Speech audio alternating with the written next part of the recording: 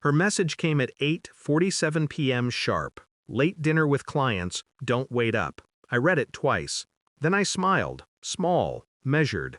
I typed back, enjoy the lobster. Tell Chris I still want my shirt back. 3 dots blanked. Then nothing. 10 seconds later, my phone rang. Her voice cracked before her words did. What are you talking about, Daniel? I didn't answer. I just let silence breathe down the line until it started to choke her. Then I hung up. That was the moment everything turned. We met 8 years ago in a rainstorm outside a bookstore.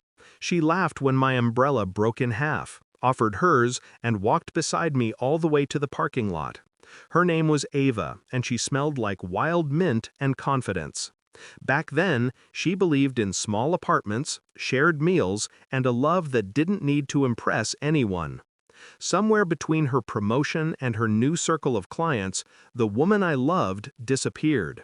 I watched her vanish one dinner at a time, each work trip, each new perfume she didn't wear for me. I noticed the first real crack 3 months ago. She came home late, hair too perfect for exhaustion, wearing a man's hoodie that wasn't mine. When I asked, she smiled and said, "Oh, this? Just borrowed it from Chris at the office. He got cold." Chris, her boss, married, golf on weekends, kids in prep school, fake grin in every company photo. I said nothing. I let her believe I was blind. But blindness was never my weakness. Patience was my weapon. It began with passwords. She thought changing her phone code to his birthday was clever. I thought it was lazy. Within a week, I knew everything. Texts, photos, even her hotel bookings hidden under client dinners. The details weren't what broke me, it was how ordinary their lies were. The "I miss you" messages between meetings, the selfies in hotel mirrors, the heart emojis signed with corporate initials. When people cheat, they forget the poetry of silence. They think no one notices. But I notice everything. So I waited. I didn't rage. I didn't confront. I documented. Dates, locations, receipts. Every kiss they thought was invisible was stored in a folder named retirement. Then I rewrote my role in the story. The first move was financial. Joint account, closed, quietly. Investments shifted under my sole control. The mortgage refinanced in my name alone after a clerical correction. She never read the fine print. I made sure of that. The second move was professional.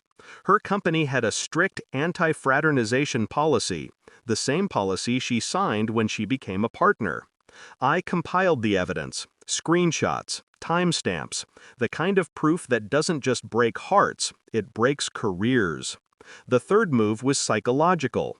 I started playing the part she thought I still was, the naive husband. I kissed her goodnight. I packed her lunches. I even ironed that damned white blouse she wore when she met him. Every act of affection was a quiet rehearsal for the final scene. Tonight was opening night. When she sent that text, she was sitting at a restaurant downtown, the same one she once said was too expensive for us. I knew. I'd been watching from 2 tables away, glass of whiskey in hand, tie loosened, expression unreadable. She laughed across the table at something Chris said. He reached for her hand. I snapped the photo, then walked out before dessert arrived. That's when I sent the message about the lobster and the shirt. Her call came fast, panic laced with guilt. But she didn't know the half of it, not yet. By the time she got home, 9:26 p.m., her face was pale and streaked with rain. She found me sitting in the living room, laptop open, photos lined neatly on the screen. She froze.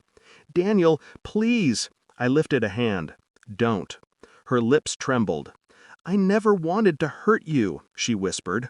I tilted my head. "Then you should have stayed hungry," she cried. I didn't. I slid a manila envelope across the table. Inside were printed copies, emails, hotel receipts, photos.